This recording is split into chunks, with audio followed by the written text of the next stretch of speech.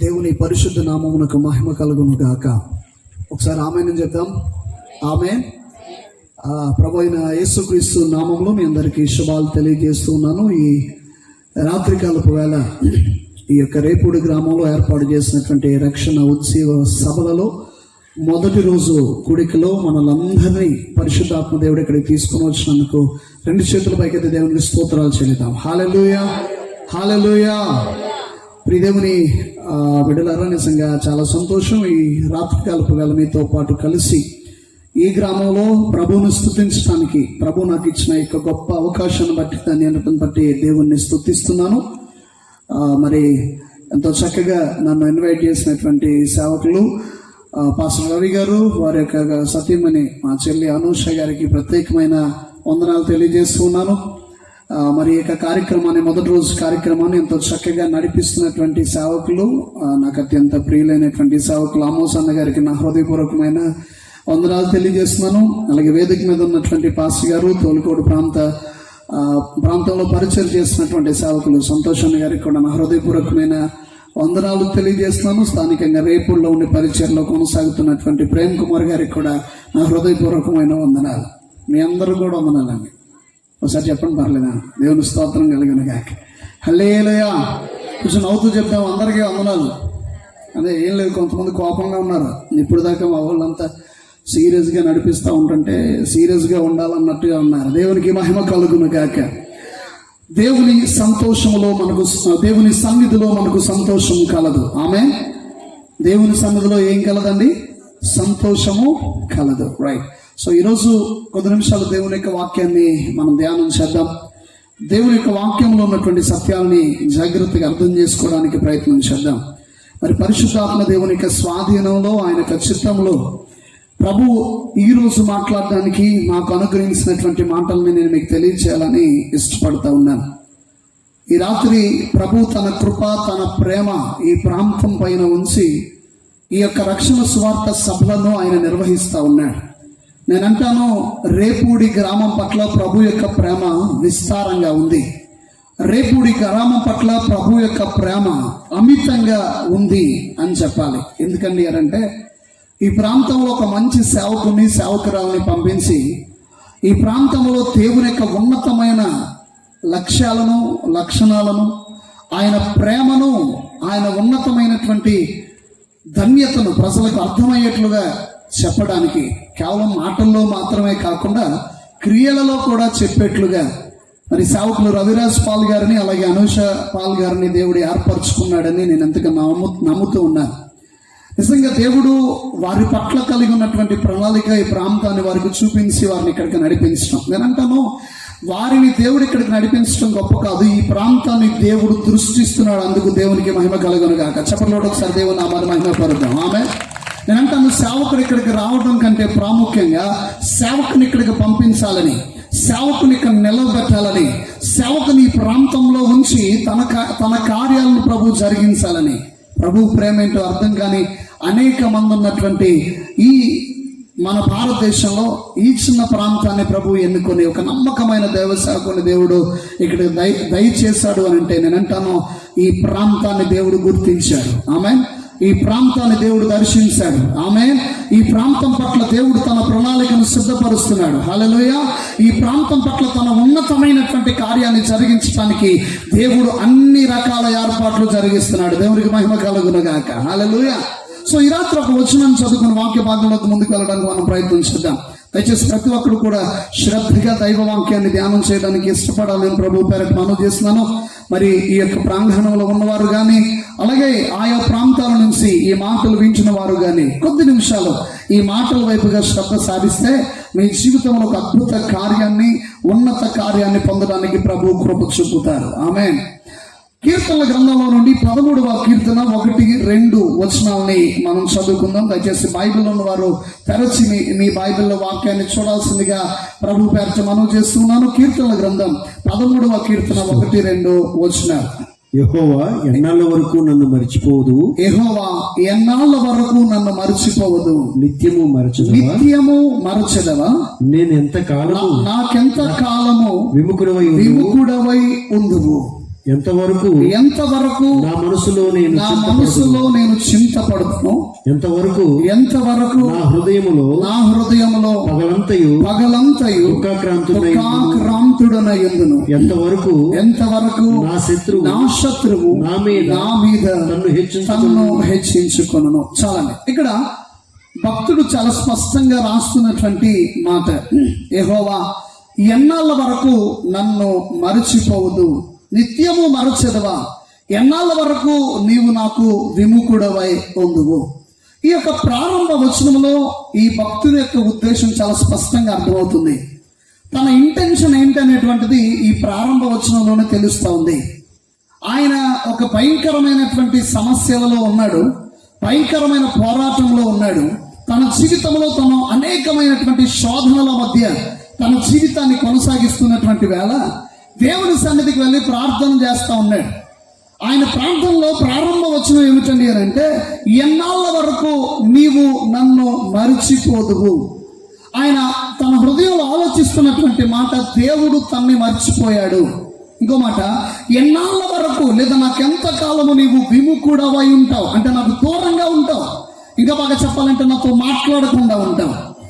ఈ రెండు లైన్స్ మనం చదువుతున్నప్పుడు మనకి చాలా స్పష్టంగా అర్థమవుతున్నటువంటి ఒక మాట ఏమిటండి అని అంటే, ఈ వ్యక్తికి దేవునికి మధ్య దూరం ఏర్పడింది, ఈ వ్యక్తికి దేవునికి మధ్య సంభాషణ తెగిపోయింది. నేను అంటాను ప్రియ దేవుని సంగమా, ఈ వ్యక్తి యొక్క ఉద్దేశం ఏంటంటే, ప్రభా నువ్వు నాకు దూరం అయిపోయావు, నా జీవితంలో నువ్వు లేని సమయం ఎలా ఉంటుందో నాకు బాగా అర్థమవుతుంది, నువ్వు నాతో మాట్లాడకపోతే ఏం జరుగుతుందో నాకు బాగా అర్థమవుతుంది. ఎన్నాళ్ళు దూరంగా ఉంటావు, ఇంకెంతకాలం నాతో మాట్లాడకుండా ఉంటావు, ఇంకెంతకాలం నా జీవితం నాకు మధ్య ఉన్నటువంటి ఆ భయంకరమైనటువంటి ఆ యొక్క గ్యాప్లో నలిగిపోవాలి అని తన హృదయంలో ఉన్నటువంటి బాధలు బట్టి ప్రార్థన చేస్తా ఉన్నాడు. హల్లెలూయా.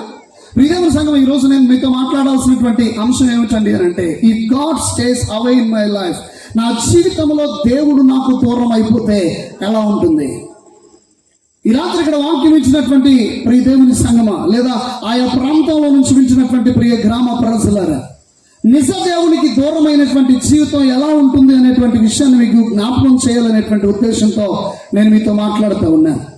నిజ దేవుణ్ణి మనం అర్థం చేసుకోకపోతే, నిజ దేవునికి మనం దూరం అయిపోతే, నిజంగా తన యొక్క జీవితాన్ని త్యాగం చేసి మనుషుల కోసం అనేక కార్యాలు జరిగించి తన ప్రేమను అనుగ్రహింపచేసి మనిషి జీవితానికి ఒక విలువను, ఒక ప్రత్యేకతను, ఒక ప్రతిష్టతను, ఒక ప్రఖ్యాతిని అనుగ్రహిస్తున్నటువంటి యేసుక్రీస్తు ప్రభుల వారి దగ్గరకు రాకపోతే, ఆయనతో తన జీవితాన్ని కట్టుకోకపోతే, లేదా ఆయనతో మన జీవితాన్ని కట్టుకోకపోతే, ఆయనతో మన జీవితం ముడివేయబడకపోతే ఎలా ఉంటుంది అనే విషయాన్ని మనం అర్థం చేసుకోవడానికి ప్రయత్నం చేద్దాం. ఆ కింద వచనంలో 3 ప్రధానమైనటువంటి అంశాలను తెలియజేస్తున్నాడు. అందులో 2 నేను మీతో ఈరోజు మాట్లాడడానికి ప్రయత్నం చేస్తాను. If God stays away in our life, మన జీవితంలో దేవుడు మనకు దూరం అయిపోతే ఫస్ట్ విషయం ఏమిటండి అంటే, నా మనసులో నేను చింతపడుదును అని అంటున్నాడు. ఆమేన్. ఏమన్నా మాటలు అర్థమవుతున్నాయా? ఒకసారి అర్థమవుతున్న వారందరూ 2 చేతుల పైకి స్తోత్రం చెప్తారా? హల్లెలూయా. ఈరోజు మనం మాట్లాడుకుంటున్న అంశం ఏమిటండి అంటే, దేవుడు దూరం అయితే ఎలా ఉంటుంది, దేవుడు అంటే ఎవరు అర్థం కాకపోతే ఎలా ఉంటుంది, దేవుడితో సహవాసం చేయకపోతే ఎలా ఉంటుంది, దేవుడు మనకు మధ్యలో వ్యత్యాసం లేకపోతే ఒక పెద్ద దూరం ఏర్పడిపోతే, సంభాషణ లేకపోతే, నిజదేవుని అర్థం చేసుకోకపోతే, నిజదేవుని చెంతకు రాకపోతే మన జీవితం ఎలా ఉంటుంది అనేటువంటి విషయాన్ని ఈ భక్తుడు తన జీవితంలో అనుభవించి చెప్తా ఉన్నాడు. ఏదో సరదాగా మాట్లాడుతున్న మాట కాదు ఇది, ఏదో ఊరకనే నోటుకు వచ్చింది కదా ఏదో చెప్పాలి అన్నట్టుగా చెప్తున్న మాట కాదు, తన జీవితంలో అనుభవిస్తూ చెప్తా ఉన్నాడు. దేవుడు దూరం అయిపోయిన వాళ్ళు తన జీవితంలో ఏమవుతుందో అన్న విషయాన్ని అనుభవిస్తూ చెప్తున్నాడు. ప్రభు, నువ్వు నాకు దూరం అయిపోయావు, నువ్వు నాకు చాలా దూరంగా ఉన్నావు, నువ్వు నాతో మాట్లాడట్లేదు, నీ మాట నాకు వినపడట్లేదు, నీ ఉద్దేశాలు నాకు తెలియట్లేదు, నీ తాత్పర్యం నాకు అర్థం కావట్లేదు, నీ ఔన్నత్యం ఏంటో నాకు తెలియట్లేదు, నువ్వు నా జీవితంలో చేసే కార్యాలు ఎలా జరుగుతున్నాయో అర్థం కాని పరిస్థితుల మధ్య సతమతం అయిపోతున్నాను, నువ్వు నాకు దూరంగా ఉండటం వల్ల నా మనసులో నేను చింతపడుతున్నాను. హల్లెలూయా. ఈ రాత్రి నేను చెప్పాలనుకున్న మాట ఏంటంటే, దేవునికి దూరమైన వారి మనసులో చింత కలుగుతుంది. ఏం కలుగుతుందండి? చింత. ఒకసారి చెప్పండి, మనసులో చింత. ఒకసారి నోరు తెరిచి చెప్పండి, పర్లేదు, ఏం కాదు. హల్లెలూయా. మనసులో చింత. మీరు జాగ్రత్తగా గమనించిన ప్రియ దేవుని సంగమా, మనసులో చింత అనేటువంటిది ఏదో సాధారణమైనటువంటి విషయం కాదండి. ఈరోజు మానసికమైన బాధ, మానసికమైనటువంటి వేదన చాలా మందికి ఉందని చెప్పాలి. డాక్టర్ గారి దగ్గరికి వెళితే ప్రతి ఒక్కరూ కూడా డాక్టర్ గారి దగ్గర చూపించుకుంటూ ఉంటుంటే డాక్టర్స్ అడుగుతున్నమాట, మీరు ఏమన్నా ఆలోచిస్తున్నారండి అని. పోయిన వారంలో నేను ఒకసారి డాక్టర్ గారి దగ్గరికి వెళ్ళి బీపీ చూపించుకున్నా. బీపీ చూపించుకుంటే కొంచెం బీపీ కాస్త ఎక్కువగా ఉండేసరికి ఆ డాక్టర్ గారు తిరిగి నాతో అన్నాడు, పాస్టర్ గారు ఏంటంటే బీపీ ఎంత విపరీతంగా పెరిగిపోయిందో, మీరు ఏమైనా ఆలోచిస్తున్నారా, ఏమైనా టెన్షన్ పెట్టుకుంటున్నారా, ఏమైనా బాధపడుతున్నారా అని అడుగుతున్నాడు. ఎందుకు అని అంటే టెన్షన్ వల్ల బీపీ విపరీతంగా పెరుగుతుందని. ఈరోజు నేను అంటాను ప్రియ దేవుని సంగమా, ప్రతి విధమైనటువంటి అనారోగ్యాలకి ప్రధానమైనటువంటి కారణం మనసులో చింత, మనసులో వేదన. ఈరోజు క్రైస్తవులే కానీ, క్రైస్తవేతరులే కానీ, క్రీస్తుని కలిగి ఉన్న వారే కానీ, క్రీస్తు అంటే ఎరుగని వారే కానీ, ప్రతి ఒక్కరి హృదయంలో చింత ఖచ్చితంగా ఉంది. బైబిల్ చెప్తుంది ప్రియ దేవుని సంగమా, ప్రతి మనిషికి చింత కలుగుతుంది, వేదన కలుగుతుంది, ఇబ్బంది కలుగుతుంది, కష్టం కలుగుతుంది. అయితే క్రీస్తును కలిగిన వారికి, క్రీస్తును కలిగి ఉండని వారికి ఉన్న వ్యత్యాసం ఏమిటండి అంటే, ఆ చింతను భరించి, ఆ చింతను మోసి, ఆ చింత నుంచి విడిపించడానికి క్రీస్తు యేసు ప్రభు నాకు కూడా ఉన్నాడన్న నిరీక్షణ క్రైస్తవులకు ఉంది. చెప్పలోడు దేవుని నామాన్ని మహిమపరుద్దాం. హల్లెలూయా. ఈ రాత్రి ప్రభు పేరట మనం చేస్తున్నాను, మనసులో చింతపడుట, ఆమె మనసులో చింతించుట. బైబిల్ గ్రంథంలో ఒక వ్యక్తిని జ్ఞాపకం చేస్తూ కొన్ని విషయాలు చెప్తూ నేను చింత గురించి మాట్లాడడానికి ప్రయత్నం చేస్తాను. మనందరికీ సొలొమోను అనేటువంటి ఒక వ్యక్తి తెలుసు. దావీదు అనే ఒక వ్యక్తి ఉండేవాడు. ఆయన ఇశ్రాయేలు దేశానికి రాజుగా ఉన్నాడు. ఆయన ఇశ్రాయేలు దేశాన్ని చాలా అద్భుతమైనటువంటి పరిపాలన చేసి ఉన్నతమైన రాజుగా పిలువబడ్డాడు. తన కుమారుని పేరు సొలొమోన్. సొలొమోన్ అనేటువంటి వ్యక్తి తన దగ్గరకు వచ్చినప్పుడు రాజు అయినటువంటి దావీదు తన యొక్క వయసు అయిపోయినటువంటి పరిస్థితిలో తన కొడుకుని పిలిచాడు. అరే నాయన, నీకు కొన్ని మాటలు చెప్పాలి, నువ్వు నా దగ్గరకు వస్తే నేను ఈ విషయాలని నీతో చెప్తాను, ఎందుకంటే నా తర్వాత నువ్వే రాజు అవ్వాలి, రాజుగా ఉండేటువంటి క్రమంలో నువ్వు ఎలాంటి విషయాలు పాటించాలి అనేటువంటి మాటలు చెప్తూ ఆయన పిలిచాడు. ఆయన పిలిచి సొలొమోన్ను పిలిచి అంటున్నాడు, సొలొమోన్ నేను చెప్పిన మాటలను జాగ్రత్తగా వినాను. మొదటి రాజుల గ్రంథం 2వ అధ్యాయము 3వ వచనంలో చాలా ఉన్నతమైనటువంటి మాటలు చెప్తున్నాడు. ఒకసారి ఆ మాట నేను చదివి ఆ తర్వాత విషయాల్లోకి వెళ్ళడానికి ప్రయత్నం చేద్దాం.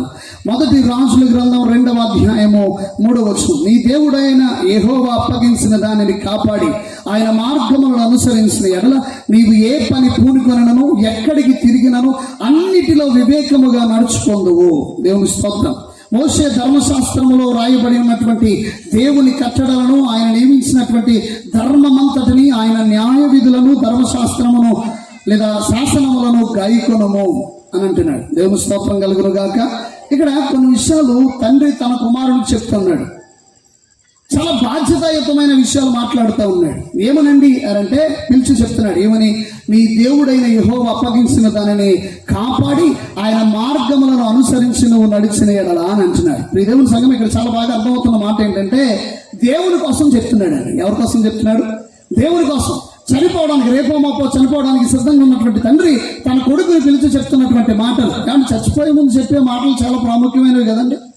చనిపోయే ముందు ఎవరైనా ఏ మాట అని చెప్పారనుకోండి, మా నాన్న చచ్చిపోతూ మా అత్త కూతురుని పెళ్లి చేసుకోమని చచ్చిపోయాడు, అందుకని ఖచ్చితంగా నేను మా అత్త కూతురునే పెళ్లి చేసుకున్నాను అంటాడు ఒక వ్యక్తి. ఏమన్నా మా అమ్మ చచ్చిపోతూ అయ్యలు నీకేరా అని చెప్పి చచ్చిపోయింది, అందుకే మా తమ్ముడికి ఇవ్వడానికి నేను ఇష్టపడతలేదు అంటాడు ఇంకొకడు. ఓకే రైట్, ఆవిడ చచ్చిపోయినప్పుడు చెప్పిందో లేదో ఎవరికి తెలియదు, కానీ చచ్చిపోయినప్పుడు చెప్పే మాటలకు ఇచ్చేటువంటి విలువ చాలా ప్రాముఖ్యం కదండి. దావీదు మరణావస్థకు దగ్గర పడినటువంటి సందర్భంలో తన కుమారుని పిలిచి చెప్తున్నటువంటి మాట, నీకు అక్కడ ఆస్తుంది, అది జాగ్రత్తగా చూసుకో, ఇక్కడ అంతస్తుంది, ఇది జాగ్రత్తగా చూసుకో, అక్కడ రాజ్యం ఉంది, ఇది జాగ్రత్తగా చూసుకో అని చెప్పాలి. ఎందుకంటే రాజుగా తనకున్నటువంటి పలుకుబడిని బట్టి, రాజుగా తనకున్నటువంటి ప్రత్యేకమైనటువంటి స్థానాన్ని బట్టి, స్థాయిని బట్టి తన కుమారునికి ఉన్నతమైనటువంటి విషయాలు చెప్పాల్సినటువంటి సమయంలో రాజైన దావీదు తన కుమారునికి చెప్తా ఉన్నాడు, దేవుణ్ణి విడిచిపెట్టకుండా నువ్వు బ్రతుకు అని. అప్పుడు నేను అనుకున్నా, నా కుమారుడు అడుగుతున్నాడు, అసలు నువ్వు దేవుణ్ణి వదిలే, దేవుడితో ఉండు అని అంటున్నావు, ఎందుకు ఆ దేవుడి గురించి నువ్వు చెప్తున్నావు అని అంటే, రాజైన దావీదు దేవుడి కోసం చాలా స్పష్టంగా కింద వచనాల్లో చెప్తూ మాట్లాడుతున్నాడు. ఏమండి అంటే, నీ దేవుడైన యెహోవా పరిశుద్ధుడు. దేవుని స్తోత్రం కలుగును గాక. ఎందుకు నేను దేవుణ్ణి అనుసరించాలి? ఎందుకు నేను దేవుణ్ణి వెంబడించాలి? ఎందుకు నేను దేవుణ్ణి పట్టుకోవాలి? నాకు రాజ్యం ఉంది, రాజ్య సింహాసనం ఉంది, నాకు తక్కువేమీ లేదు, ఇంతమంది ప్రజలు నా ముందున్నారు, నీ తర్వాత నేనే రాసు అని ప్రకటన చేయబడినటువంటి ఈ సమయంలో మధ్యలో దేవుడి సమస్య ఏంటి? మధ్యలో దేవుడిని పట్టుకోవాల్సిన అవసరం ఏంటి? మధ్యలో దేవుడిని ఎందుకు నేను ఆశ్రయించాలి? నాకు లోటు లేదే, నాకు కొదువ లేదే, నాకు కొరత లేదే, నాకు అద్భుతమైనటువంటి ధన సంపదలు ఉన్నాయే, ఇంతటి ఉన్నతమైనటువంటి ఈ స్థితిలో ఉన్న నాకు దేవుని అవసరం ఏమిటి అనంటే తన తండ్రి తనతో చెప్తున్నటువంటి మాట, దేవుణ్ణి అనుసరించడానికి ప్రధానమైనటువంటి కారణం అంతటి పరిశుద్ధమైన దేవుడు భూమి మీద ఎవరు లేరు. దేవుని స్తోత్రం కలుగును గాక. ఈ రాత్రి ప్రభు పేరిట మనం చేస్తున్నాను. దేవుని యొక్క ఆవశ్యకత ఒక రాజుగారి కుమారుడికి ఏమీ ఉండదండి. ఈరోజు చాలా మంది గట్టిగా 10 కోట్లు ఉన్నాయనుకోండి, నాకు దేవునితో పనే లేదు అని అంటారు. ఏమండి, కొంచెం బాగా 4-5 బిల్డింగ్లు కట్టారనుకోండి, అసలు దేవుడు అవసరం ఏమొచ్చింది, నాకేం తక్కువని దేవుడు కావాలి అని మాట్లాడేవారు చాలా మంది ఉన్నారు. ధనం దేవుణ్ణి అవసరం లేకుండా చేస్తున్న రోజులు ఇవి. ఆస్తి దేవునికి దూరం చేస్తున్న రోజులు ఇవి. అంతస్తు దేవుణ్ణి అర్థం చేసుకోకుండా గర్వ హృదయంతో ఉండేట్లు చేస్తున్న రోజులు ఇవి.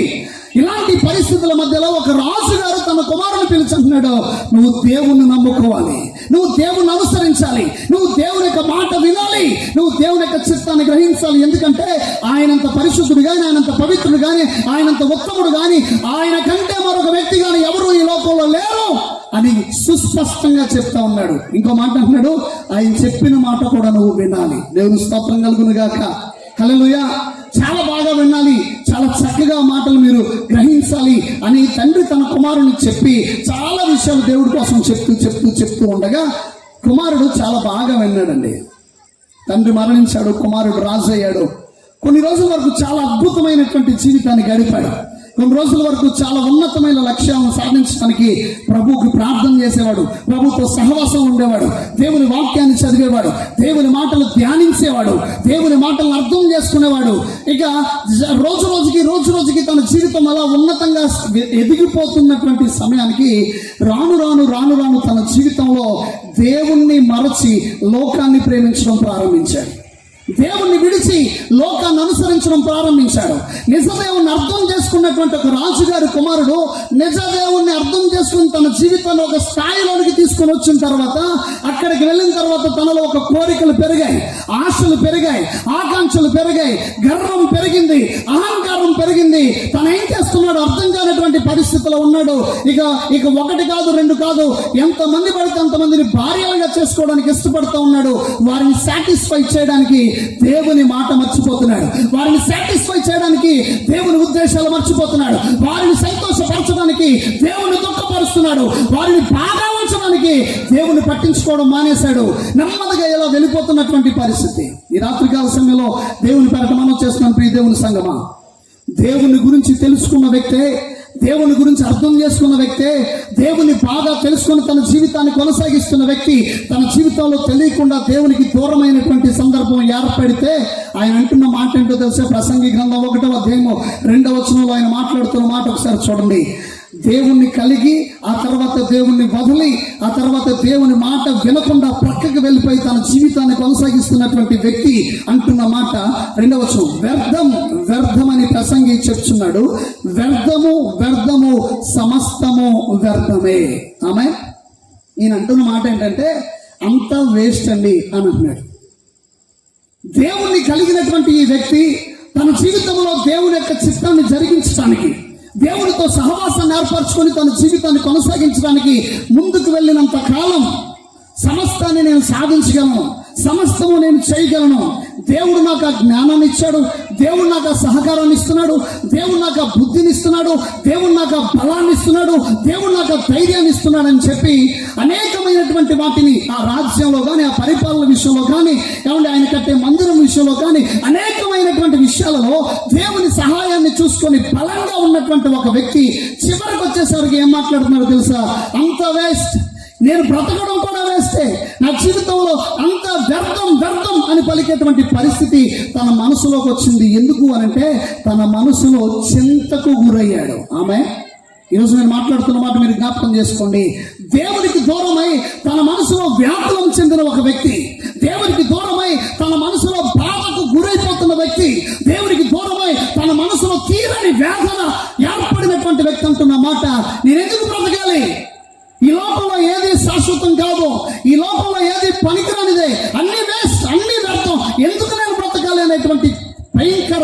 నిరాశలోనికి వచ్చేసిన వ్యక్తి, మనసులో చింత ఏర్పడిన వ్యక్తి. ఈ రాత్రి నేను అడుగుతున్న ప్రశ్న మీరు జాగ్రత్తగా గమనించండి. మన చుట్టూ ఎంతమంది అండి మనసులో చింత కలిగి జీవితం పైన విరక్తి కలిగిన వారు బ్రతుకుతున్నారు? ఎంతమంది జీవితం పైన ఆశ లేకుండా బ్రతుకుతున్నారు? ఎంతమంది ఎందుకు బ్రతుకుతున్నామో అర్థం కాని పరిస్థితుల్లో బ్రతుకుతున్నారు? ఈ రాత్రి మాటలు వింటున్నటువంటి నీతో పరిశుద్ధాత్మ దేవుడు చెప్తున్న మాట, నీ జీవితం పైన విరక్తి కలుగుతుందా? నీ జీవితం పైన ఆశలు కోల్పోయావా? ఇక నేను బాగుపడను, ఇక నేను క్షేమంగా ఉండను, ఇక నేను ధైర్యంగా ఉండలేను, నేను బ్రతికినా వ్యర్థమే అనుకున్న పరిస్థితుల్లో నువ్వు ఉంటే ఈ రాత్రి దేవుడు చెప్తున్నాడు, దేవుడు దూరం అయితేనే ఈ పరిస్థితి ఏర్పడుతుంది. నిజ దేవుని దగ్గరకు నువ్వు రాకపోతేనే ఈ పరిస్థితి ఏర్పడుతుంది. నిజ దేవుని యొక్క సత్యాన్ని అర్థం చేసుకోకపోతే నేనంటాను మనసులో చింత విపరీతంగా పెరిగిపోతుంది. దేవునితో ఉన్నంత కాలం అద్భుతంగా బ్రతికాడండి సొలొమోను. దేవునితో ఉన్నంత కాలం సుభిక్షంగా బ్రతికాడండి సొలొమోను. అతనికి ఏ బాధ అనిపించలా, ఏ ఇబ్బంది అనిపించలా. ఎప్పుడైతే స్త్రీలతో సహవాసం చేస్తున్నాడో వారిని సాటిస్ఫై చేయడానికి దేవుడు కాని వారిని దేవుడిగా ఆరాధించడం ప్రారంభించాడు. దేవుని దుఃఖపరచడం ప్రారంభించాడు. నిజ దేవుణ్ణి వదిలి నిజ దేవుడు కాని వారిని దేవుళ్ళుగా భావించి ఆరాధించడానికి వెళ్ళిపోయినటువంటి సొలొమోను జీవితం చివరికి ఎందుకు పనికిరాని వ్యక్తిని నేను అనేటువంటి స్థితికి దిగజారిపోయాడు. అదేంటి, ఇప్పటి వరకు నా దేవుడు ఉన్నాడే, నన్ను ప్రయోజకుడిగా చేస్తాడని చెప్పిన ఈ వ్యక్తే ఎందుకు పనికిరాని వ్యక్తులని ఎలా మాట్లాడుతున్నాడు? ఇప్పటి వరకు నా దేవుడు నాకు సహాయం చేస్తున్నాడని ధైర్యంగా నిలబడి ప్రకటించిన ఆ వ్యక్తే ఎలా ఈ రోజున అంత వేస్ట్ అనేటువంటి స్థితికి దిగజారాడు. ఈ రోజున ప్రియదేవుని సంగమా, ఎంతో మంది వారి జీవితంలో ఆశలు కోల్పోతున్న వారు కనిపిస్తున్నారు. ఎంతో మంది యవనస్తులు మనసులో చింత కలిగిన వారు చాలా మంది ఉన్నారు. విపరీతమైన బాధ కలిగిన వారు చాలా మంది ఉన్నారు. ఎలా బయటికి రావాలో, ఏం చేయాలో అర్థం కానటువంటి పరిస్థితిలో మనస్తాపానికి గురై ఆత్మహత్య చేసుకుంటున్న వారు కూడా చాలా మంది లేరా? ఈరోజు నేను అంటాను, మనసులో చింత మనిషిని కృంగదీస్తుంది. మనసులో చింత మనిషిని ధైర్యం కోల్పోయేటట్లు చేస్తుంది. మనసులో చింత ఆరోగ్యం లేకుండా చేస్తుంది. మనసులో చింత రాత్రి నిద్ర పట్టకుండా చేస్తుంది. మనసులో చింత సమాధానం లేకుండా చేస్తుంది. మనసులో చింత ప్రశాంతంగా మాట్లాడకుండా చేస్తుంది. మనసులో ఉన్నటువంటి చింత కుటుంబంలో గొడవలు రేగేట్టుగా చేస్తుంది. మనసులో ఉన్నటువంటి చింత ఒకరికొకరు కొట్టుకునేట్లు చేస్తుంది. మనసులో ఉన్నటువంటి చింత ఒకరిపైన ఒకరు రెచ్చిపోయేటట్లు చేస్తుంది. మనసులో రేగినటువంటి చింత అయితే నన్ను నేను చంపుకోవాలని కానీ లేదా ఎవరినైనా చంపేయాలన్న భయంకరమైనటువంటి విషయాన్ని మన లోపల నూరిపోస్తుంది. మనసులో ఉన్నటువంటి చింత జీవితం పైన ఆశలు కోల్పోయేటట్లు చేస్తుంది. మనసులో ఉన్నటువంటి చింత మనిషిగా బ్రతకదు, మనిషిని మనిషిగా జీవించడానికి అవకాశం కలిగించదు. రాత్రి పరిశుద్ధాత్మ దేవుడు చాలా సూటిగా మాట్లాడుతున్నాడు. నీ మనసులో చింతకు గురైన వ్యక్తి వలె ఈ మాటలు వింటుంటే దేవుడు నిన్ను ప్రేమించి మాట్లాడుతున్న మాట. ఆ చింతను తొలగించగలిగిన వాడు యేసుక్రీస్తు ప్రభుల వారు మాత్రమే. చెప్పలేడు దేవుని నామాన్ని మహిమపరద. హల్లెలూయా. దేవునికి దూరమై దేవుని అర్థం చేసుకోక, దేవుడు అంటే తెలియక, ఆ దేవుడు ఎవరో మాకు అవసరం లేదని దేవునికి దూరంగా బ్రతుకుతున్న నీ జీవితంలో ఉన్న చింత నుంచి నువ్వు బయటకు రావడానికి నీ స్నేహితులు నీకు సహకారం చేయరండి, మీ బంధువులు మీకు సహకారం చేయరండి, మీ రక్త సంబంధులు మీకు సహకారం చేయరు, మీ చుట్టూ ఉన్నవారు కూడా మీకు సహకారంగా నిలబడరు. నువ్వు ఒక బాధలో ఉంటే, నువ్వు ఒక వేదనలో ఉంటే, నువ్వు కష్టంలో ఉంటే నీ బంధువులను పిలిచి చెప్తే, అయ్యో బాబో ఇలా ఉన్నావా, పాపం ఈకే ఈ పరిస్థితి పట్టిందా అని ఒక మాట నీ ఎదుట అంటారు. కానీ బయటికి వెళ్ళిన తర్వాత ఆడికి అలాగే జరగాలి. ఆ రోజు నేను 1,00,000 రూపాయలు అడిగితే ఏమన్నాడో తెలుసా? ఈరోజు ఆడికి అలాగే. నీ బంధువులు నిజంగా నీ చింతను తీర్చడానికి రారు. నీ స్నేహితులు నిజంగా నీకున్న మనసులో ఉన్నటువంటి చింతను తీర్చడానికి రారు. యోబు అనే వ్యక్తి బైబిల్ గ్రంథంలో కనిపిస్తాడు. ఈ యోబు అనేటువంటి వ్యక్తికి సమస్తము కోల్పోయేటువంటి పరిస్థితి ఒక రోజు ఏర్పడింది. మొత్తం కోల్పోయాడు. తన కుమారులు 10 మంది కుమారులు చచ్చిపోయారు. చాలా ఆస్తి గలవాడు. ఆస్తి మొత్తం ఒక్క రోజులోనే ఆకాశం నుండి అగ్ని పడి మొత్తం చచ్చిపోయినాయి. ఏం చేయాలో అర్థం కాని పరిస్థితి.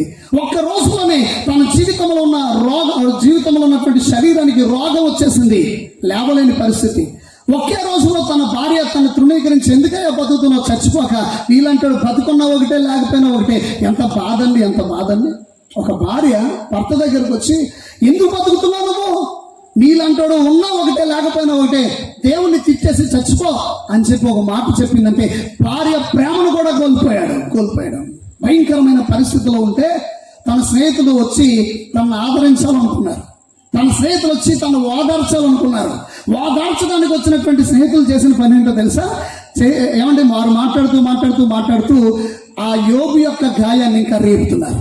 నువ్వు సరిగ్గా లేవు, నువ్వు సరిగ్గా బ్రతకలేదు, సరిగ్గా జీవించలేదు, నువ్వు అప్పుడు ఎలా చేసావు, ఇప్పుడు ఎలా చేసావు, అందుకే నీకు ఈ శిక్ష పడిందని తను ఏడుస్తున్న వ్యక్తిని ఇంకా ఏడిపించడానికి ప్రయత్నం చేస్తున్నారు.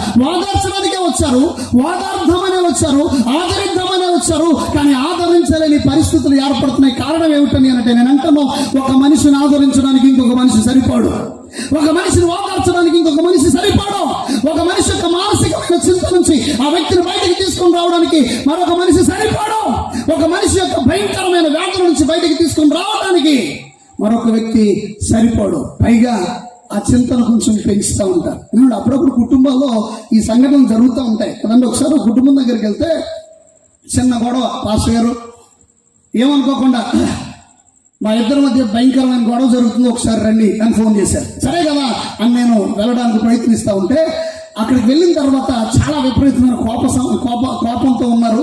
ఆ సినారియో అంతా కూడా చాలా భయంకరంగా ఉంది. ఏం చేయాలో అర్థం కాని పరిస్థితి, ఎవరితో మాట్లాడితే ఎవరు కోపడతారో తెలియదు అనేటువంటి పరిస్థితిలో ఉండగా భర్త చెప్తా ఉన్నాడు. ఏమని అని అంటే, ఏమండి పాస్టర్ గారు, నేను పనికి వెళ్ళానండి, పనిలో కార్యక్రమాలన్నీ జరిగిస్తా ఉన్నాను, నేను పని సరిగ్గానే ఒప్పుకున్నాను, ఆ డబ్బులు సరిగ్గా సరిపోతాయి అన్నట్టు ఒప్పుకున్నాను, అదేంటో అర్థం కాలేదు, లాస్ట్లో పని అయిపోయే సమయానికి నాకు మిగలాల్సిన డబ్బులు మిగలేదు, పైగా నా ఇంకా ఒక 2-3 వేలు ఎక్స్ట్రా పనిలో పడుతూ ఉన్నాయి, డబ్బులేమో పాడైపోతున్నాయి. నాకు చాలా బాధ కలిగింది. అయ్యో, నేను కష్టపడి పనిచేస్తాను, నాకు జీతం రావట్లేదు, పైగా నాకు మిగిలేదు కూడా మిగలట్లేదు, అది మిగలకపోగా ఇంకా నా డబ్బే పెట్టాల్సిన అవసరం వస్తూ ఉంది అని చాలా బాధపడిపోయాను పాస్టర్ గారు. అసలు నా మనసులా లేదండి, ఆ పని చేస్తున్నాను కానీ మనసులా లేదు, ఆ పని జరిగిస్తున్నాను కానీ అసలు నా మనసు ఏమవుతుందో అర్థం కావట్లేదు, ఏంటి నేను ఎలా చేశాను, ఎలా అయిపోతుంది ఏంటి, నా బతికి ఎలా అయిపోతుంది ఏంటి, నాకు రావాల్సిన డబ్బులు రాకపోగా ఉన్న డబ్బులు పెట్టాల్సిన అవసరం వస్తుందండి, ఒప్పుకున్న పెళ్లికి వాయించక తప్పదన్నట్టుగా ఎలాగో ఒప్పుకున్నాను, తప్పదుగా వాళ్ళకి చేసి పెట్టాలి, ఎందుకంటే డబ్బులకు మాట్లాడడానికి కాంట్రాక్ట్ ఫిక్స్ అయింది, ఆ కాంట్రాక్ట్కి ఖచ్చితంగా చేయాలి, మళ్ళీ డబ్బులు అడిగితే వాళ్ళేమనుకుంటారని మనసులో చాలా వ్యాకులత, చాలా బాధ, చాలా వేదనతో పనిలో చేస్తూ సాయంత్రం ఇంటికి వచ్చి భార్య దగ్గర కూర్చొని తన బాధ ఏదో చెప్పుకుందాం, 4 మాటలు చెప్పుకుంటే పాపం ఓదారుస్తుందేమో, ఆదరిస్తుందేమో అన్నట్టుగా భార్య పిలిచేయాలి. ఈరోజు జరిగింది ఏంటో తెలుసా? నేను ఒప్పుకున్న కాంట్రాక్ట్ బాగానే ఒప్పుకున్నాను, కానీ అప్పుడు రేట్లు ఇప్పుడు రేట్లు మారిపోయినాయి, పరిస్థితి ఏమో తారుమారైంది, నేనే ఇంకా డబ్బులు పెట్టాల్సిన పరిస్థితి ఏర్పడింది, అవతలకి చెప్తే వాళ్ళు ఇచ్చేటట్లు ఏమీ లేరు అని నేను చెప్పగానే ఈవిడంటదండి, ఏమంటదంటే, నువ్వెప్పుడు ఇంతే. ఏమని మొదలెట్టింది? నువ్వెప్పుడు ఇంతే, ఏనాడు కాంట్రాక్ట్ సరిగ్గా ఒప్పుకోవడం నీకు చేత కాదు అని మొదలెట్టింది. ఇక అలా మొదలెట్టేసరికి ఈయనకి ఇంకా కోపం వచ్చింది. అసలే మండిపోయి ఉన్నాడు ఎక్కడ పని దగ్గర. ఆ మంటతో వచ్చినటువంటి ఈ వ్యక్తి ఇక చల్లార్చే కార్యక్రమం ఏమైనా జరుగుతుందేమో అని ఆయన ఎదురు చూస్తుంటే చల్లార్చడానికి బదులు రెచ్చగొట్టే కార్యక్రమం జరుగుతూ ఉంది. ఆమె సీరియస్ గా మాట్లాడుతూ ఉంది, నీ వల్ల ఏమీ ఉపయోగం లేదు, నేను పెళ్లి చేసుకున్న రోజు నుంచి మొదలు ఈ రోజు వరకు అన్ని నష్టాలే, అన్ని బాధలే, ఏ రోజు సరిగ్గా ఒప్పుకో, నీకు మాట్లాడడం చేత కాదు, నీకు లెక్కలు కట్టడం చేత కాదు, నీకు సరిగ్గా చెప్పడం కాదని శుభప్రభాతం మొదలెచ్చినట్టుగా ఆపకుండా ఆమె మాట్లాడుతూ ఉంటుంటే ఈయనకి విపరీతమైన కోపం రేగి ఇద్దరి మధ్య భయంకరమైనటువంటి గొడవ ఏర్పడింది. నేనేం మాట్లాడుతున్నానండి అని అంటే, కొన్నిసార్లు భార్య ఓదారుస్తుందేమో అనుకుంటాం, కొన్నిసార్లు పాపం ఓదార్చాలనుకునే ఏం మాట్లాడాలో తెలియక రెచ్చగొట్టే పరిస్థితి ఏర్పడుతుంది. నేను అంటాను ప్రియ దేవుని సంగమా, మానసికమైన చింతను ఓదార్చడానికి కొన్నిసార్లు భార్య భర్తలు కూడా సరిపోరు, కొన్నిసార్లు ఇంట్లో పిల్లలు కూడా సరిపోరు, కొన్ని సందర్భాల్లో సమాజం ఉన్న వ్యక్తులు కూడా సరిపోరు. నేను అంటున్నాను ప్రియ దేవుని సంగమా, మానసికమైన గాయం, మనసులో ఏర్పడిన చింత చాలా విపరీతమైనది, అది చాలా భయంకరమైనది. అది ఏర్పడడానికి ప్రధాన కారణాల్లో ఒక కారణం ఏమిటని అంటే, నిజ దేవునికి దూరంగా ఉండటమే. ఈ రాత్రి నిజమైనటువంటి దేవునికి దూరంగా ఉండటం వల్ల మనసులో గాయం ఏర్పడితే ఆ గాయాన్ని మార్పగలిగిన వారు ఎవరున్నారని మీరు ఒకసారి ప్రశ్నించుకోండి. మీ ఇంట్లో ఎవరైనా కనిపిస్తున్నారా? మీ చుట్టుపక్కల వాళ్ళు ఎవరైనా కనిపిస్తున్నారా? మీ చుట్టాల్లో ఎవరైనా కనిపిస్తున్నారా? ప్రాక్టికల్ గా ఆలోచించిన ప్రియ దేవుని సంగమా, ప్రాక్టికల్ గా ఆలోచించిన ప్రియ గ్రామ ప్రజలారా, మీ మనసులో ఉన్న చింతను తీర్చగలిగిన వారు ఎవరు ఈ రాత్రి? మీ మనసులో ఉన్న బాధను అర్థం చేసుకున్న వారు ఎవరు ఈ రాత్రి? మీ మనసులో ఉన్న బాధను అర్థం చేసుకుని నీకు సహకారంగా నిలబడేవారు ఎంతమంది? ఒకవేళ నిలబడితే వారి నిలబడినటువంటి ఆ యొక్క నిలబడిన పరిస్థితిలో నిజాయితీ ఏమన్నా ఉందా, లేదా వెనకాల ఏదైనా ఆలోచన ఉందా?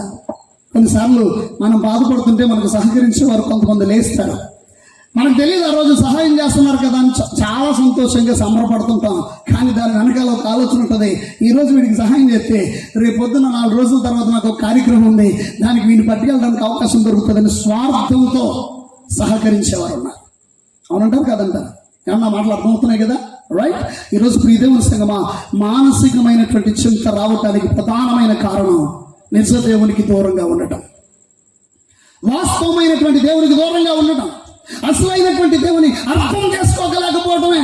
భక్తుడు అంటున్నాడు, ప్రభా నువ్వెంతకాలం దూరంగా ఉంటావు, నేను చింత పడలేకపోతున్నా, నా మనసు కకావికలం అయిపోతుంది, నా మనసు నలిగిపోతుంది, ఏం చేయాలో అర్థం కావట్లేదు. ఈ రాత్రి ప్రభు పేరట మనం చేస్తున్నాను ప్రియ దేవుని సంగమా. నిజ దేవునికి దూరంగా ఉన్నంత కాలం మనసులో చింత తప్పదు. నిజ దేవునికి దూరంగా ఉన్నంత కాలం మానసికమైన వేదన తప్పదు. మనం నిజ దేవుని అర్థం చేసుకున్నంత కాలం మానసికమైనటువంటి వ్యాధుల నుంచి విడిపించగలిగే ఒక వ్యక్తి ఎవరో మనకు అర్థం కాదు. ఒకసారి యేసుక్రీస్తు ప్రభుల వారు తన పని తను చేసుకుంటూ పోతున్నాడు.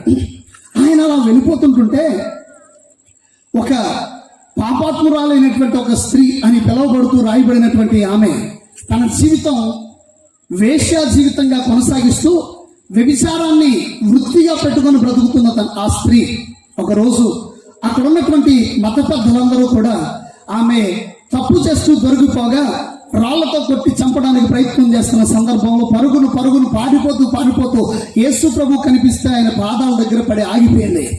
అలా ఆగిపోగానే అక్కడ ఉన్నవారు కూడా ఒక క్షణం నిలిచి యేసు ప్రభు ఏం చెప్తాడో చూద్దాం అన్నట్టుగా ఆలోచిస్తూ ఉన్న సందర్భంలో యేసు ప్రభు అన్నాడు, మీలో పాపము చెయ్యని వ్యక్తి ఎవరైతే ఉన్నారో ఆ వ్యక్తి మొదటి రాయి వేయండి అన్నాడు. అలా అనగానే వాళ్ళందరూ చేతిలో ఉన్న రాళ్ళన్నీ వదిలేసి ఇంటికి వెళ్ళిపోయారు. ఎవరు లేరు.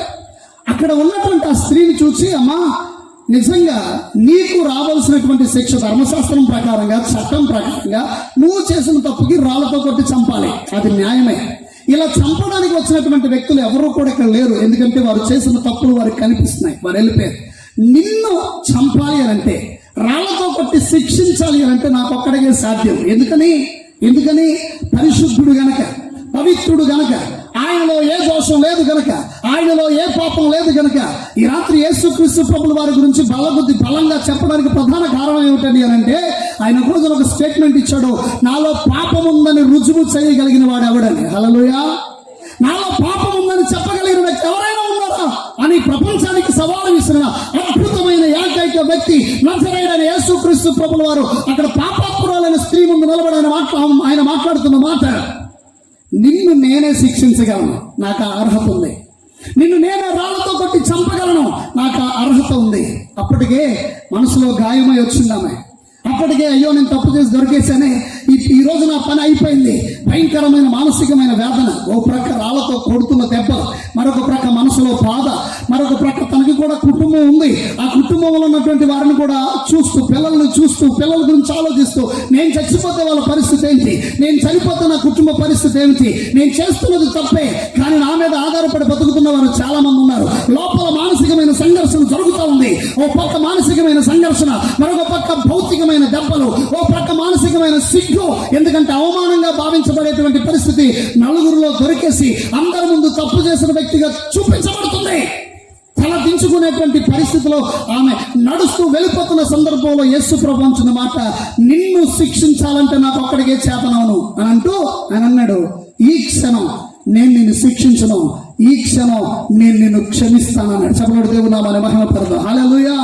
ఈ రాత్రికాల సమయంలో మీరు అర్థం చేసుకోండి, శిక్షించవలసినటువంటి యేసు ఎందుకు క్షమించాడు, శిక్షించాల్సినటువంటి అర్హత ఉన్నటువంటి యేసు ఎందుకు క్షమించాలనుకున్నాడు అని అంటే, ఆయన తన ప్రేమను అక్కడ చూపించడానికి సిద్ధపడ్డాడు. ఆమె నా మాటలు మీకు అర్థమవుతున్నాయి అనుకుంటున్నాను. ప్రియ దేవుని సంగమా, యేసు ప్రభు ప్రేమను చూపించగానే తన హృదయంలో ఉన్న గాయం తొలగించబడింది, తన మనసులో ఉన్న భారం తొలగించబడింది, తన హృదయంలో ఉన్నటువంటి అవమానకరమైనటువంటి ఆ పాపం నుంచి నేను బయటికి రావాలన్న ఆలోచన కలిగింది. ఇలాంటి బ్రతికే కంటే ఇదిగో యేసు ప్రభును చూస్తుంటే అర్థమవుతుంది ఆయనలా మంచిగా బ్రతికితే బాగుండు కదా అని ఆ రోజు నుంచి తన జీవితాన్ని మార్చుకుంది. నేను అంటాను ప్రియ దేవుని సంగమా, ఒకరోజు అవమానంతో ముందుకొచ్చిన స్త్రీ, ఒకరోజు బాధతో ముందుకొచ్చిన స్త్రీ, ఒకరోజు వేదనతో ముందుకొచ్చిన స్త్రీ, ఒకరోజు మానసికమైన సంఘర్షణతో ముందుకొచ్చిన స్త్రీ, ఆ రోజు యేసు ప్రభు వారు తన ప్రేమను చూపిస్తూ, అమ్మా నేనే నిన్ను చంపాలి కానీ నీకు జీవితాన్ని ఇస్తున్నాను, ఇక మీదట పాపం చేయకుండా జాగ్రత్తగా బ్రతుకని చెప్పిన ఆ మాట పట్టుకుని తన మనసును మార్చుకుంది. తన లోపల ఉన్న చింత అంతా తొలగించబడి తన జీవితాన్ని అద్భుతంగా మార్చుకుంది. వేశ్యగా బ్రతికిన ఆ స్త్రీ పవిత్రమైన యేసును అనుసరించడం ద్వారా తన జీవితాన్ని మార్చుకుని ముందుకు వెళ్ళగలిగింది. చపలుడు దేవునామాన్ని మహిమపరుద్దాం. ఈ రాత్రి నేను ఎందుకు ఈ మాటలు మీతో మాట్లాడుతున్నానండి అంటే, మనస్సులో ఉన్నటువంటి ఆ బాధ తొలగించబడటానికి ప్రేమ కలిగిన ఒక మాట ఈ రాత్రి కావాలి. ఆమె నిజమైన ప్రేమ చూపించే వ్యక్తి ఈ రాత్రి కావాలి. నిజమైన ప్రేమను అందించేటువంటి వ్యక్తులు మనకు కావాలి. ఈరోజు ఇక్కడ కూర్చున్న వారిలో చాలా మంది ఏమండి ఇంట్లో వారి మాటలు విని మోసపోయిన వారు లేరా? ఇంట్లో వారి మాటలు విని ఏమండి ఎంతో బాధపడుతున్న వారు లేరా? చాలా మంది ఉన్నారండి. నేను అంటాను ప్రియ దేవుని సంఘం, కొంతమంది అందరూ ఇంట్లోనే ఉంటారు కానీ వారు ఒంటరి వారు. ఎందుకంటే ఎవరు వారిని పట్టించుకోరు, ఎవరు వారి వైపు చూడరు, ఎవరు వారిని అర్థం చేసుకోరు. ఏమండి ఒక పాస్టర్ గారు ఫోన్ చేసి నాతో ఇలా అన్నారు, పాస్టర్ గారు నేను తమిళనాడులో మీటింగ్ జరుగుతున్నాయి కదండి జూలై మాసంలో, మీరు వెళ్తున్నారు కదా పాస్టర్ గారు, నాకు కూడా ట్రైన్ టికెట్లు బుక్ చేయండి, నేను కూడా వస్తానండి నేను. ఆయన కొంచెం పెద్ద పాస్టర్ గారే, ఆయనకు 3 కొడుకులు ఉన్నారు. 3 కొడుకులు బాగా చదివిన వారే. మీరు అన్నాను పాస్టర్ గారు కొంచెం బిజీగా ఉన్నాను, ఏమనుకోకండి, ఈ ఒక్కసారికి మీ పిల్లలతో చేపించేసుకోండి అని అంటే, అలా కాదండి ఏమనుకోకుండా మీరే చేసేయండి. అదేంటండి మీకు 3 కొడుకులు ఉన్నారు, 3 కొడుకుల్లో ఒకడేమో సినిమాటోగ్రఫీ చేస్తున్నాడు, ఒకడేమో ఇంజనీర్గా ఉన్నాడు, ఒకడేమో ఎంఎస్సీ చేశాడు, ఇక చాలా మంచి ఉన్నతంగా ఉన్నారు కదా, చదువుకున్న పిల్లలు ఉన్నారు, వాళ్ళతో చేయించుకోండి పాస్టర్ గారు అంటే ఆయన అంటున్న మాట ఎంతో తెలుసా, నన్ను ఎవరు పట్టించుకోరండి అన్నాడు. 400 మంది సంఘం, సుమారు 10 సంఘాలు నడిపిస్తున్నటువంటి ఉన్నతమైన వ్యక్తి టీవీలో ప్రోగ్రామ్స్ ఇస్తున్నాడు. కాబట్టి చర్చ్ మొత్తం ఏసీ చర్చే, అసలు ఎక్కడ బాధ లేదు, ఎక్కడ ఇబ్బంది లేదు. నేను ఆ చర్చికి వెళ్తే ఆశ్చర్యపోయినా, ఆ మనిషిని చూస్తే ఆశ్చర్యపోయినా. 2 అంతస్తుల బిల్డింగ్ ఉంది, లగ్జరీ లైఫ్, 3 కొడుకులకి 3 బెడ్రూమ్లు, ఒక్కొక్క రూము ఎంత అందంగా సుందరంగా రూపించబడిందో, ప్రతి రూమ్ లో ఏసీ. కాబట్టి ప్రతి విధమైనటువంటి వస్తువు ఆ ఇంట్లో ఉంటే నేను అనుకున్నాను దేవుడు వీరిని బాగా దీవించాడని. కానీ నాకు తెలియని విషయం ఏంటో తెలుసా, ఆ సేవకుని మనసులో భయంకరమైన విచారం ఉంది. 3 కొడుకులు ఉన్నారు, 3 కొడుకులు పట్టించుకోరట. 3 కొడుకులు ఉన్నారు, కనీసం ట్రైన్ టికెట్ కూడా బుక్ చేయరట.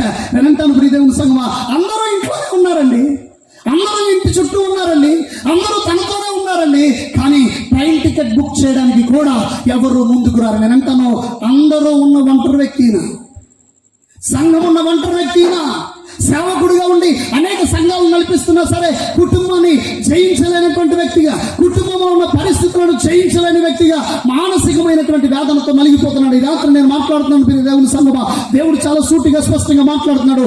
నీ మనసులో చింతకు కారణం ఏదైనా ఆ మనసులో ఉన్న చింత నుంచి నిన్ను విడిపించగలిగిన వాడు నజరేయుడైన యేసు తప్ప మరొకడు కాదు. హల్లెలూయా. ఈ రాత్రి మానసికమైన సంఘర్షణతో బాధపడుతున్నటువంటి వ్యక్తి ఎందుకు అలా బాధపడుతున్నాడంటే, దేవుడు తెలియక దేవునికి దూరమై. ఎంతకాలం నువ్వు దేవునికి దూరమై ఉంటావు, ఎంతకాలం దేవుని విడిచి ప్రవర్తిస్తావు. ఈరోజు నిజ దేవుడి యొక్క మాట నీకు వినపడతా ఉంది. నువ్వు ఆలోచించు, నీ చుట్టూ ఉన్నవారు కానీ, నీ బంధువులు కానీ, రక్త సంబంధులు కానీ, శ్రేయోభిలాషులు కానీ, స్నేహితులు కానీ, తెలిసిన వారు కానీ, అయిన వారు కానీ, ఏమండి చుట్టూ ఉన్నవారు కానీ, నీకెందుకు నేను ఉంటానులే అని చెప్పిన వారు కానీ, నీకెందుకు నేను చూసుకుంటానులే అని భరోసా ఇచ్చిన వారు కానీ, నేను వచ్చినాక, నేను పదవిలోకి వచ్చాక, నేను మంచి పదవిలోకి వచ్చిన తర్వాత నేను చూసుకుంటానులే అని చెప్పిన వారు ఎన్నిసార్లు వదిలేశారండి, ఎన్నిసార్లు మోసం చేశారు. ఈ రాత్రి ఇక్కడ కూర్చున్నటువంటి వ్యక్తులుగా దేవుని పేరట మనవి చేస్తున్నాను, జీవితంలో విఫలం చెందితే, జీవితంలో వైఫల్యం చెందితే, జీవితంలో ఇక ఏమీ లేని పరిస్థితికి దిగజారితే, నాకెవరూ లేరు అనేటువంటి ఒక నిరాశ నిస్పృహలో నువ్వు ఉంటే, నేను అంటున్నాను నీవు దేవునికి దూరంగా ఉన్నావు, నువ్వు దేవునికి దూరంగా బ్రతుకుతూ ఉన్నావు. దేవునికి నీకు మధ్య దూరం ఏర్పడిపోయింది. ఒకవేళ నువ్వు క్రైస్తవుడు అయితే దేవుడితో దగ్గర సమీపమైనటువంటి జీవితాన్ని గడపడానికి ప్రయత్నించు. ఒకవేళ నువ్వు క్రైస్తవుడు కాకపోతే నిజ దేవుని దగ్గరకు వచ్చి ఆయనకు ఉద్దేశం అర్థం చేసుకోవడానికి ప్రయత్నించాలి. నేనంటాను ఎవరి దగ్గర దొరకనటువంటి అద్భుతమైన మానసికమైనటువంటి ఓదార్పు, మానసికమైనటువంటి ఆదరణ యేసు క్రీస్తు ప్రభుల వారు నీకు అనుగ్రహించగలరు. చెప్పలు దేవునామాన్ని మహిమపరుద్దాం. ఈ రాత్రి నేను అంటున్నాను, మానసిక వేదనతో ఉన్న కొంతమంది జీవితాలను దేవుడు బాగు చేయడానికి ఇష్టపడుతున్నాడు. మానసికమైన రుగ్మతలతో ఉన్నటువంటి కొంతమంది జీవితాల్ని దేవుడు బాగు చేయడానికి ఇష్టపడుతున్నాడు. ఈ రాత్రి ప్రవచనాత్మకంగా నేను చెప్తున్నాను, నువ్వు ఏ రకమైన చింతతో ఇక్కడికి వచ్చావో, ఏ రకమైన వేదనతో ఇక్కడికి వచ్చావో, నీ పిల్లలు నిన్ను పట్టించుకోవట్లేదా, నీ భార్య నిన్ను పట్టించుకోవట్లేదా, నీ భర్త నిన్ను పట్టించుకోవట్లేదా, నీ అన్నదమ్ములు నిన్ను మోసం చేసి నీ మనసులో గాయాన్ని ఏర్పరుస్తున్నారా? ఈ రాత్రి ప్రభు పేరుతో మనం చేస్తున్నాను, వారు నమ్మకమైన వారు కాకపోయినా నేను ప్రకటిస్తున్న నజరేయుడైన యేసు నమ్మకమైన వాడు. వారు నిన్ను పట్టించుకోకపోయినా నేను చెప్తున్న నజరేయుడైన యేసు నిన్ను పట్టించుకోవడానికి సిద్ధంగా ఉన్నాడు. వారు నిన్ను వదిలేసినా ఆయన నిన్ను ఎన్నడూ విడువనని వాగ్దానం చేసి నీతో ఉండడానికి సిద్ధపడుతున్నాడు. నమ్మిన వారు చెప్పలేడు దేవునామన మహిమపడతా. ఈ రాత్రి ఆయన ఆదరణ నీకు కలుగును గాక, ఆయన ఓదార్పు నీకు కలుగును గాక, ఆయన మనసులో ఉండేటువంటి శాంతి నీకు అనుగ్రహింపబడును గాక. ఆమేన్. ఈ దేవుని సంగమా గమనించండి, మనస్సులో చింత నీకుంటే ఈ రాత్రి దేవుడు తొలగించడానికే నేను ఇక్కడికి తీసుకొచ్చాను. నువ్వు ఊరకనే వచ్చానని అనుకుంటున్నావేమో, ఏదో మీటింగ్ జరుగుతుంది కదా అని కాలక్షేపానికి కూర్చోడానికి వచ్చావేమో, నాకైతే తెలియదు. కానీ పరిశుద్ధాత్మ దేవుడు నీతో చెప్పాలనుకుంటున్నాడు, నీ కుటుంబంలో ఒంటరిగా ఉన్న నీ స్థితి నుంచి నేను విడిపించడానికి నేను సిద్ధపడుతున్నాను. నువ్వు ఒంటరి వ్యక్తివి కాదు, నేను నీతో ఉన్నాను. నువ్వు వెలివేయబడిన వ్యక్తివి కాదు, నేను నీతో ఉన్నాను. నీవు అందరి చేత దూరం చేయబడిన వ్యక్తివి కాదు, నేను నీతో ఉన్నాను. నువ్వు నా దగ్గరికి రావడానికి ఇష్టపడితే నేను నీకు సమీపంగా ఉన్నాను. ఆమె నువ్వు నాతో సహవాసాన్ని మరలా తిరిగి కట్టుకోగలిగితే నేను నీకు సమీపంగా ఉన్నానని పరిశుద్ధాత్మ దేవుడి రాత్రి మాట్లాడుతున్నాడు. ఆమె రెండో విషయాన్ని నేను మీతో జ్ఞాపకం చేస్తాను. మనం మొదటి విషయాన్ని జ్ఞాపకం చేసుకుంటున్నాం. దేవునికి దూరమైన వ్యక్తి తన మనసులో చింతను కలిగి ఉంటాడు. నెంబర్ 2 కీర్తనల గ్రంథం 13వ అధ్యాయం 2వ వచనంలో ఉన్నటువంటి 3వ లైన్లో ఉన్నటువంటి మాట నేను చదివి వినిపిస్తాను. చూడండి, అక్కడ రాయబడినటువంటి మాట, ఎంతవరకు నా శత్రువు నా మీద తన్ను హెచ్చించుకును. చూడండి, 2వ మాట మీరు జ్ఞాపకం చేసుకోవాలి. మొదటి మాట ఏమిటండి? ఒకసారి అందరూ చెప్తారా? దేవునికి దూరమైన వారి జీవితంలో జరిగేటువంటి మొదటి సంగతి మనసులో చింత. ఒకసారి చెప్పండి, ఏం పర్లేదు, మరీ అంత మౌనంగా ఉంటే ఎట్లా కానీ చెప్పండి. నేనే అరుచుకుంటూ మాట్లాడుకుంటూ కూర్చుంటే మీరు మాట్లాడకుండా అట్లా చక్కగా కూర్చుంటే ఎట్లా కుదురుద్ది? చెప్పాలి. మనసులో చింత. కొంచెం గట్టిగా చెప్పండి, మనసులో చింత. ఈ రాత్రి దేవునికి దగ్గరైతే ఆ చింత నుంచి ప్రభు నేను విడిపిస్తాడు. ఆమె ఇది ఒకటవది. రెండవది నా శత్రువు నా మీద తన్ను హెచ్చించుకొనును. చూడండి ఏమని మాట్లాడుతున్నాడు? నా శత్రువు నా మీద తనని హెచ్చించుకుంటున్నాడు. ఇక్కడ ఏం జరుగుతుందంటే, నీవు నాకు దూరం అవటం వల్ల, నీవు నా జీవితంలో దూరంగా ఉండటం వల్ల నా శత్రువు నా మీద పెత్తనం చేస్తున్నాడు. ఎవరండి? శత్రువు నా మీద, నన్ను చూసి ఏడ్చేవాడు నా మీద పెత్తనం చేస్తున్నాడు. నన్ను చూసి అపహాస్యం చేసేవాడు నా మీద పెత్తనం చేస్తున్నాడు. నేను పాడవాలని కోరుకుంటున్న వ్యక్తి నా మీద పెత్తనం చేస్తున్నాడు. నిజం చెప్తున్నాను ప్రియ దేవుని సంగమా, దేవునికి దూరం అయితే ప్రతి ఒక్కరికి లోకు అవుతాం. దేవునికి దూరం అయితే ప్రతి ఒక్కరూ మన మీద పెత్తనం చేసేవాడే. దేవునికి దూరం అయితే ప్రతి ఒక్కరూ మనకు చెప్పేవాడే. దేవునికి దూరం అయితే ప్రతి ఒక్కడూ సలహాలు ఇచ్చేవాడే. ఈరోజు దేవుని పేరట మనం చేస్తున్నా, శత్రువు తనను తాను నా మీద హెచ్చించుకుంటున్నాడు. క్రైస్తవునిగా పిలువబడినటువంటి వ్యక్తులకు ఈ యొక్క బైబిల్లో నుండి ముగ్గురు ప్రధానమైనటువంటి శత్రువులు ఉన్నారు. సాధారణంగా శత్రువులు అనగానే మనుషులను జ్ఞాపకం చేసుకుంటాం, కానీ బైబిల్ చెప్తూ ఉంది మనం పోరాడునది శరీరులతో కాదు అని రాయబడింది. అంటే అర్థం ఏంటంటే మనుషులతో మన పోరాటం కాదు. మరి శత్రువు అంటే ఎవరండి? మనుషులా కాదా అన్నది మీ ప్రశ్న అయితే ఈ రాత్రి నేను ముగ్గురిని జ్ఞాపకం చేయాలని ఆశపడుతున్నాను. మొదటిది, మన శత్రువు ఎవరండి అని అంటే బైబిల్ చెప్తుంది లోకం అని చెప్తుంది. లోకమే మన శత్రువు అట. ఎవరండి? తల్లదొరలతో ఒకసారి చెప్పండి, లోకం. రెండోది, మన శరీరమే మన శత్రువు అట. ఎవరండి? మన శరీరమే మనకు శత్రువు. మూడోది, సాతాను అనే ఒక వ్యక్తి ఉన్నాడు, వాడు కూడా మన శత్రువు. ఈ ముగ్గురు నిరంతరం మనకు వ్యతిరేకంగా పనిచేస్తారు. లోకము అనే పదానికి అర్థం ఏమిటండి అంటే డ్రాగింగ్ పవర్ టువార్డ్స్ సిన్ అని అంటారు. అంటే పాపం వైపుగా మనల్ని ఈడ్చుకొని వెళ్ళేదే లోకం. దేవుని స్తోత్రం కలుగును గాక. హల్లెలూయా. ఏమన్నా ఉదాహరణకి జాగ్రత్తగా గమనించండి. నేను ఒక చిన్న మాట మీకు చెప్పడానికి ప్రయత్నిస్తాను. ఒకవేళ కొంతమంది అనుకుంటూ ఉంటారు, నేను ఇక జనవరి 1 నుంచి సిగరెట్ కాల్చడం మానేయాలి అని. నేను చాలాసార్లు అనుకున్న వాళ్ళు ఉన్నారు కదా. జనవరి 1 వచ్చింది, 31వ తారీఖు రాత్రి ఫుల్గా కాల్చేసి జనవరి 1 నుంచి మానేద్దాం. 31వ తారీఖు రాత్రి ఫుల్గా తాగేసి జనవరి 1 మొత్తం మానేద్దాం అని అనుకుంటారు కదా. ఒకసారి మా చర్చిలో ఒక ఆయన అలాగే అన్నాడు, పాస్టర్ గారు జనవరి 1 నుంచి తాగండి. మీరు ఎన్నన్నా చెప్పండి, నేను ఒక బలమైన నిర్ణయం తీసుకున్నానని చేయి గట్టిగా ఊపుతున్నాడు. ఎలా ఊపుతున్నాడండి? గట్టిగా ఊపుతున్నాడు, మామూలుగా. బలమైన నిర్ణయం పాస్టర్ గారు, ఇక నేను తాగనంటే తాగనని చెప్పి నిర్ణయం తీసుకుని 4 రోజులు చాలా చక్కగా ఉన్నాడు. 4 రోజులు అయిపోయిన తర్వాత రోజు డ్యూటీకి వెళ్ళి వస్తున్న కుర్రాడు బాగా డ్యూటీకి వెళ్ళి వస్తా సరిగ్గా సెంటర్లో ప్రతిసారి తాగే షాపు దగ్గరకు వచ్చేసరికి సైకిల్ ఆగిపోయిందంట. ఏమాగిపోయింది? సైకిల్ ఆగిపోయింది. ఎప్పుడు స్టాండ్ వేసానో కూడా తెలియదు పాస్టర్ గారు, ఎప్పుడు స్టాండ్ వేసాడో కూడా తెలియలేదంట. స్టాండ్ కూడా వేసే కానీ నాలుగు లాగేస్తుందంట. ఏం లాగేస్తుందా? ఎవరు లాగుతున్నారు? లాగేస్తుంది పాస్టర్ గారు. ఎప్పుడు స్టాండ్ వేసానో తెలియదు, ఎప్పుడు షాప్లోకి వెళ్ళానో తెలియదు, ఎప్పుడు బాటిల్ అందుకున్నానో తెలియదు, ఎప్పుడు గ్లాసులోకి వెళ్ళిపో అసలు నాకేమీ తెలియట్లేదు పాస్టర్ గారు. తాగేసిన తర్వాత కాలంలో పడిపోయిన తర్వాత ఆ కాలంలో నుంచి మా ఆవిడ ఇంటికి తీసుకొచ్చిన తర్వాత పొద్దున్నే లేపి నన్ను ఇలా ఎందుకు ఉంచావే అని అంటే, రాత్రి తాగేసి కాలంలో పడ్డావు కదరా అన్నట్టుగా మాట్లాడుతూ ఉంటే అప్పుడు అర్థమైంది, ఓహో నేను తాగిన తర్వాత కాలంలో పడ్డాను, ఆ కాలంలో దొరుకుతున్న నన్ను ఎవరో చూసి తీసుకుని వచ్చారు, మా ఆవిడ ఇంట్లో పడుకోబెట్టింది. అబ్బా నేను స్తోత్రం కలిగిన కాక. ఏమన్నా ఇంకా తర్వాత ఆధారం నుంచి పాత్ర రావట్లేదు. ఏమైందా అని నాకు తెలియదు. నేను వెళ్ళాను, 2 వారాలు రాలేదు, 3 వారాలు రాలేదు. ఏమైంది పాపం? కరెక్ట్గా జనవరి 1 నుంచి వచ్చేస్తున్నాడు. 4 వారాలు చాలా పర్ఫెక్ట్గా ఉన్నాడు, తాగుడు లేదు, సిగరెట్ లేదు, ఏమీ లేదనుకుని నేను ఇంటికి వెళ్ళి, ఏమండి ఏమైంది సార్, ఎందుకు ఆదివారం ప్రార్థన లేదని రావట్లేదంటే, నేను రానండి అన్నాడు. ఏమైంది? పాస్టర్ గారు ఏమన్నా అన్నారా? చర్చిలో వాళ్ళు ఎవరైనా తిట్టారా? గట్టిగా పాస్టర్ గారు ఏమైనా అన్నారో చెప్పి అసలు ఆవిడ గొడవకి తెలిసేద్దాం అని కొంచెం గట్టిగా అంటాడో ఎవరు ఏమన్నదండి. మరి ఏం జరిగింది? నేను తాగకూడదు